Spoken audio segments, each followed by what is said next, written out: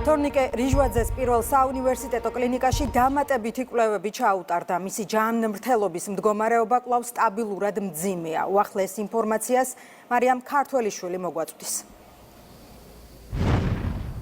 სტაბილურად მძიმე უარყოფითი დინამიკის გარეშე ეს არის ის ბოლო ცნობები, რომელიც გვაქვს ამ დროისთვის იმ კლინიკიდან, სადაც თორნიკე რიჟვაძე იმყოფება. მისი მედიკოსები, მკურნალი ექიმები ამბობენ, რომ მდგომარეობის გასაუმჯობესებლად ყველა დარგის სპეციალისტი არის ჩართული და უტარდება შესაბამისი გამოკვლევები.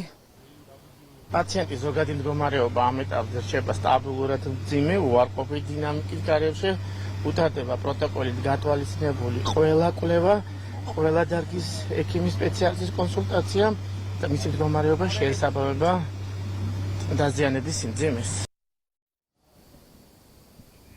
ცნობილია, რომ იარაღი, რომლითაც თორნიკე რიჟვაძემ თვით დაზიანება მიიყენა, ალექსანდრე ახვლედიანს ეკუთვნის. ახვლედიანი დაკავებულია 238 მუხლით, რაც იარაღის დაუდევრად შენახვას გულისხმობს, თუმცა რამდენიმე საათში უკვე ტრანსპორტის სააგენტოს ხელმძღვანელს ოფიციალურად წარუდგენენ ბრალს და შესაძლოა ბრალი დაზუსტდეს. მისი უფლებადამცველი ამბობს, რომ სასამართლოში აღკვეთის ღონისძიების შეფარდების ნაცვლად ისინი გირაოს მოითხოვენ. ასევე უფლებადამცველი საუბრობს მომხდართან დაკავშირებით და დეტალს ასაჯაროვებს. ის ამბობს, რომ თორნიკე რიჟვაძის ჯანმრთელობის მდგომარეობა და ჯანმრთელობის სიცოცხლე შეუნარჩუნა ალექსანდრე ახვლედიანმა, რადგან თვით დაზიანების შემდეგ სწორედ ახვლედიანმა გადაიყვანა უახლოეს სამედიცინო დაწესებულებაში დაჭრილი თორნიკე რიჟვაძე. დღეს რომ ბატონი თორნიკეს სიცოცხლე შენარჩუნებულია, ეს არის ბატონი ალექსის დამსახურება, გამომდინარე იქიდან, რომ დროულად და უსწრაფესად იმოქმედა.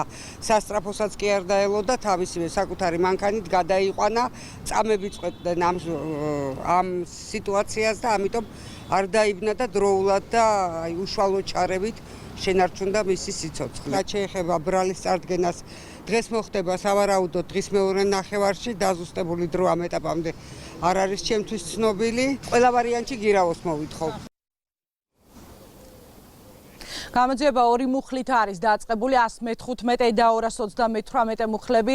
პირველი გულისხმობს თვითკვლავამდე მიიყვანას, მეორე კი როგორც უკვე გითხარით, იარაღის დაუდევრად შენახვას. რამდენიმე საათში ალექსანდრე ახვლედიანს ბრალს ოფიციალურად გააცნობენ.